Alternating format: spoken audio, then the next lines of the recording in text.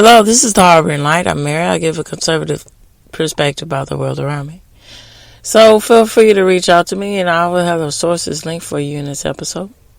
So some of the audio platforms that I'm on Spreaker, I'm on Spotify, I'm on Pandora, iHeartRadio, just to name a few. And also my Shopify link will be provided for you. And check it out. It's all custom order, custom merchandise to look at. Feel free to check it out. Alright, so this episode is going to be about the musical aspects of Roseanne. So I talked about the show and the social aspects on Monday. This time I'm going to give my perspective about all of the contributions that Roseanne, the show, has contributed to pop culture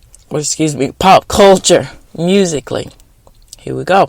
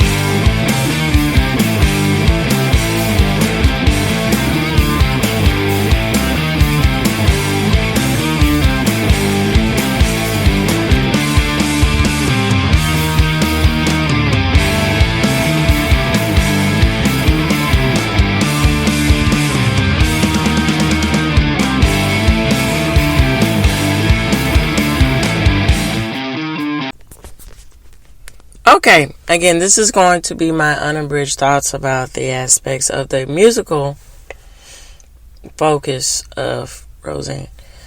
So, I think that the show Roseanne, it bridged the gap between different generational aspects of music and the contributions that music can bring. So, I've said this a lot of times in earlier podcasts that music in itself is a great vehicle, and you get saying a message that really impacts or disconnects someone in more ways than just language or words can say, even though you're using language and words to express it, to say these things. But just simple conversations sometimes aren't simply enough to where a song can say everything that a simple conversations or complex conversation, you get the point, can do. And so also it's quite humorous in the way that the different aspects of what was going on at the time with the musical arena versus what Roseanne Barr and her generation were kind of music that they listened to.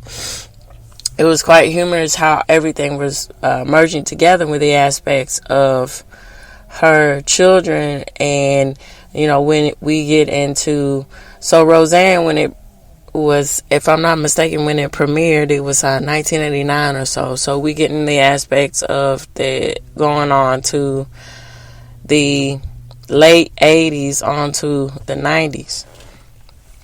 And then at that time, so how they say that when you come in, when the next decade doesn't really come into its own into, I guess, the mid range of it.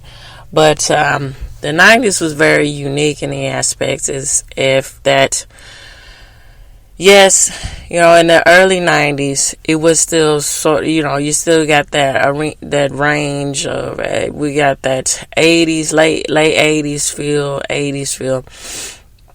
But things started to pick up rather quickly and become its own in the 90s. When we get to 1991 and so forth, We get in the aspects of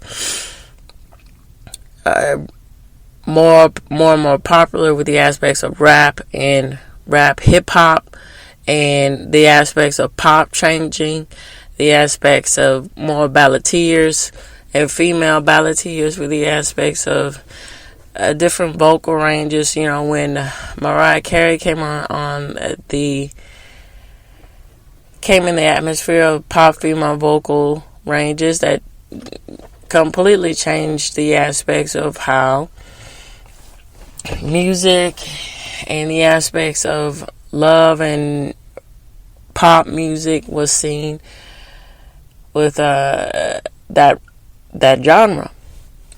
And so, going back to the Connors, Roseanne, that is. Going back to that. So, Roseanne and Dan and, you know, her generation, they became their own in the 60s. It was very prevalent in the aspects of the things that they would reference and say, and, you know, and they made it clear their age range, so, you know, you can put everything together mathematically and figure out that, yes, they were coming of age during and around the 60s. And then, you know, they were children of that. And so it was a particular episode that was quite interesting in the aspects of encompassing the general message of the 60s. You're supposed to welcome, and you're supposed to be understanding of and love and care for everyone.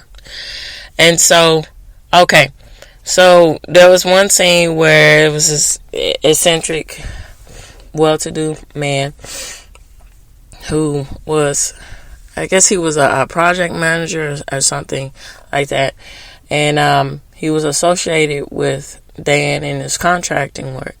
But the problem with him is this I would say he had the essence of a project manager. So let's just go with that, project manager, for the time being here. And so the problem was that he never really could get it together with finding and building interpersonal relationships. And he just glued on too tight when he found someone that he really wanted to share his company with. And behold, the Connors were it. And so, you know, he was being over zealous, over presumptuous by buying them things, and then, you know, buying their love. And then, again, the aspects of how music can say a whole lot sometimes without a mere conversation. So Roseanne said to Dan, remember, you know, we are children of the 60s, and so we have to love everyone. And he's grudgingly said, okay. So and it was very funny with the aspects of turning that around and using a song from the 60s that's very embodied of that message. Instead of saying go and love your neighbor, he said go and hate your neighbor, go and hate your friend. And that was one of those things that was really impactful about the show of Roseanne. So Roseanne, with her comedy aspects of everything, it really interlaced the reality of the situation of how, and which is very great with the aspects of comedy. And that's why, you know, again, with the aspects of being the PC police, it really strips that away, because in itself, comedy is relief in so many ways and forms. And so it just puts a lens at something that's uncomfortable most of the time. It does, comedy. And just say, and then says that, hey, makes an observation or so, or makes a suggestion about something, well, however the comedy might lie. And it's up to the viewer to interpret that for what it is, or, think about that for what it is here. And so with the aspects of music in itself, I think that the show really did that well with the aspects of how impactful music can be to the aspects of culture. And so now in this part, I'm going to get into aspects of Roseanne's children's generation and how that was incorporated quite well in the series. So in Roseanne, again, Becky, Darlene, and DJ, they were growing up in the times where they were, preteens, and then, young boy, and then coming into teenage, and then, young adulthood and being adults. And so the 90s really encompassed a whole lot of different ranges and genres of music. And then it was quite nice how they associated the aspects of the flavor of the month in very subtle ways, in the aspects of how, typically that's how it goes. And specifically, a teenage girl, she has the flavor of the month on her wall. So that gives a glimpse of two in itself about the aspect of what's going on with the mainstream culture of that time. And so we get, popular pop bands on Becky's side, and the aspects of dance and, typical aspects of that. And then on Darlene's side, we have the aspects of, when she was younger, more athletic stuff, baseball, stuff like that. But when she became older, we get the aspects of having on the walls. I think on both walls, if I'm not mistaken, we get bands like REM. We get stuff like that. And so, in itself, REM, that band is a most of the time they were making a lot of commentary, or the pop rock music with a cause, and so that goes into the conscious mind of the aspects of a culture here. And so there's a lot of bands, throughout the 90s, with late 80s, 90s, and then I'm not going to focus in on the whole decade of the 80s, because that's not when the show debuted, and the earlier parts of the 80s and so forth. Even though that's a given about the earlier part of that decade here. So we get into the aspects of all of that, and so what that is changing is that the musical scene is, and then people in general who are attracted to this music are being more socially aware of the situations of modern life. And so that became very prevalent with the aspects of when Darlene went off to art school, and then when she became her own in art school, everything is very Art Nouveau house and so forth. Even the coffee shop is very, Art Nouveau. So it's set in the arena of the aspects of how, of that conscious mind of the time, of how people were focusing their energy and attention towards something and what it was. And so, we get in the aspects of, it's really funny because history really does repeat itself if you don't pay attention, and in subtle ways it repeats itself, but it makes something anew again here. So what I mean by this is, when we get into the aspects of Darlene going off to art school, we get that sort of bohemian sort of feel, and that's a very reminiscent and a connection, and I think it's a nice trace. So I could be far-fetched here, but it's just something I'm simply observing from my point of view, and I like for y'all to chime and weigh in on me with this. I will have the links provided for you to do so. And so we get that very 60s sort of vibe of where people will flock to coffee houses to recite poetry and just give a lot of social commentary about everything.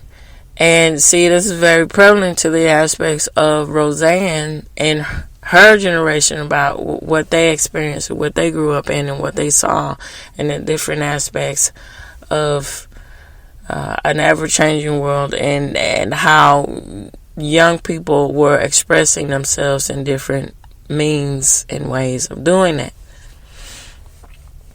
And so, also, the show Roseanne was really good about blending the different generations in a very funny way, but a very welcoming way, to where it made it more interesting. So what do I mean by this? So case in point, there's a really good the best example that I can pull from is when I'm trying to think. I had her name right in my mind, but it slipped my mind. So anyway, the lead actress from Dharma and Greg and Dharma, and y'all who know, who I'm talking about, the actress, and she was in other films. She was in films. She's a very popular actress.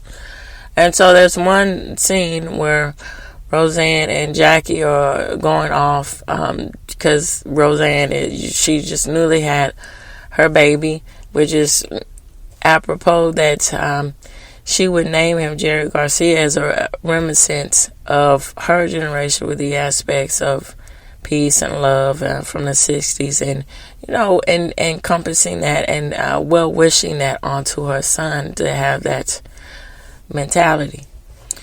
Okay, and so when Jenna Elfman, that's her name, Jenna Elfman came into the episode, she was, Jackie was very, weary of her, which is, quite normal aspects that, she's a stranger, so you don't quite know. And, which is good because they could have went so many different ways, because she's a female. Oh, it's fine, she's a female, so, but they decided to be honest with it, even though a stranger's a stranger, it doesn't matter, the gender here. And so Roseanne said, well, she looks really lonely, so, let's try to help her. And so, again, that's encompassing the aspects of her generation, specifically growing up in the 60s with the aspects of being understanding and trying to help. And so, when they ride and they ask her where she's going, and then they give her a ride. So Jenna Elfman goes into this whole aspects about what's going on in the scene of rock and female rock. So she specifically focuses in on the aspects of Riot Girls. And I've spoken about this, and y'all should give a gander about it, about the podcast episodes when I talk about female rock artists. And specifically, I get into the line of mentioning and going to the specifics about Riot Girls here and the influence and the aspects of what they were trying to do with rock and make or break, or however, and how that was presented, and my thoughts about everything. And so essentially what Jenna Elfman was talking about, we're trying to break the scene with everything in rock, and we have a lot to say, and we're gonna say it, and we're screaming our way through it. And so I'm taking liberties. I paraphrasing here, but you get the point. And so Jenna Elfman was asking Roseanne and Jackie, have you ever heard of L7? Have you ever heard of these bands? Have you ever heard of this? And so they were humoring her. They're like, yeah, I've heard of and that person, yeah, and it was really funny. And so it could have went so many different ways. So Roseanne was the one that was more open-minded, but Jackie was the one that was more, reserved and a way to where it was sort of like a complex of tunnel vision, sort of like that, to where it's one thing to be reserved, but it gets to a point where it comes across quite rude when you can't at least, be polite or something, but be polite, but you don't agree with somebody. You can at least be polite, but and so she was saying all these things, and then when they dropped her off, and then she went on about her life, after she was at the stop where she needed to go, they were talking amongst themselves, Roseanne and Jackie, and Jackie was saying, can you believe that girl saying all these things? And they were listening, and they were saying how crass that was. And Roseanne was saying, well, she's just 20. And so that's very hilarious, and that's very, it's very well said. It's very eloquent in how she's just, said that, because she's saying, well, she's making sense and normalizing the aspects of how different it is. Yes, it's different from what they're used to, but it's not something that isn't new, because she's trying to bring her down to earth and remind her, we from our generation, and we've seen people who are, the youth culture in general is always going to be outliers that's going to scream to say something outrageous or do something outrageous to make a point or something. And then it works, it might work, or it won't work, but that bridges the gap quite well and quite nicely with the aspects, again, when you get into music and you get into the aspects of making social commentary, where it be political or something completely different. It's if you do it well and you don't ram it down somebody's throat, you find a nice sort of diplomatic way of doing it. That's easier said than done. Then it can really harmonize people into seeing other points of views, if they're willing to do it, if it's presented in a different way, or a nice, peaceful, again, a diplomatic way. Now that's easier said than done too, but it's a nice gesture that Roseanne did that. And so they go into this conversation, extended more. I'm going to extend out on this. They're going to a more added conversation about the aspects of music and making commentary about popular music of their time and the issues that they had with it. So, for instance, they go into a whole sorted line about the aspects of misogyny, the problem with popular music from the 60s. That was the ever prevalent issue with everything. And it's quite funny. So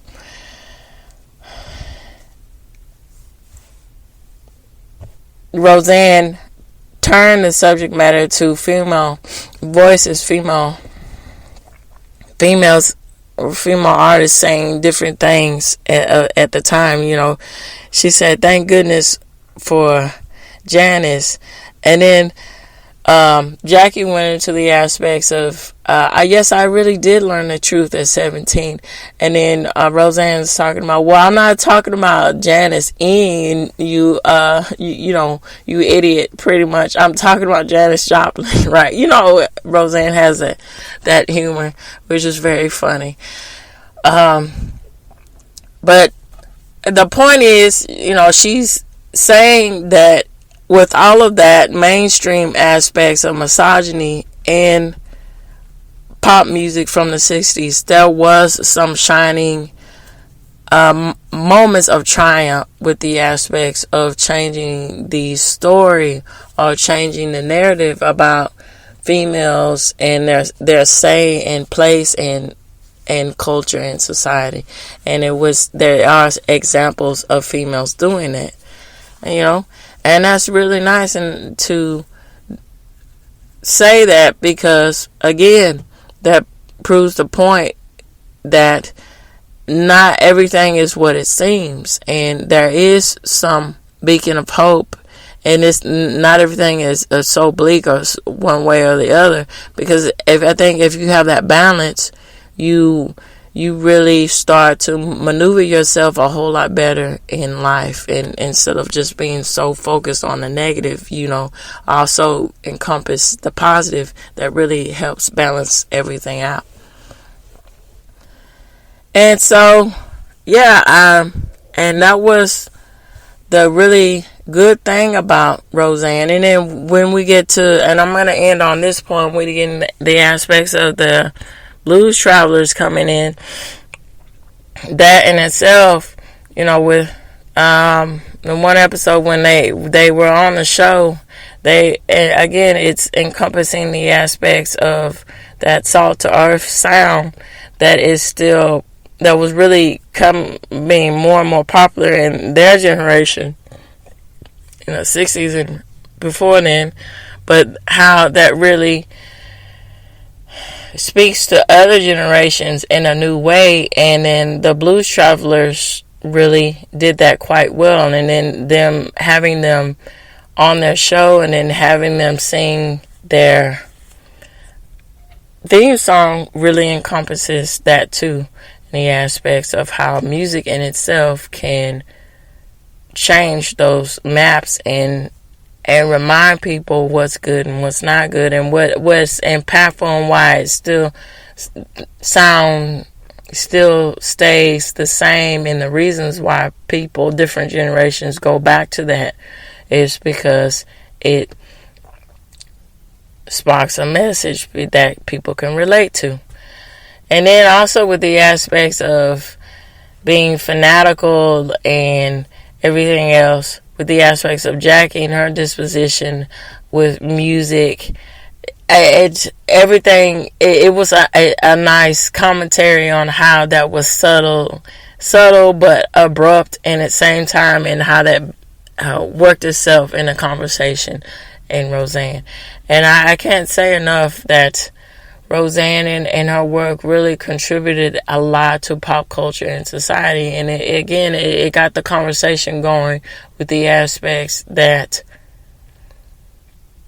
the ordinary is really something to look upon and say, we're more relatable than you think.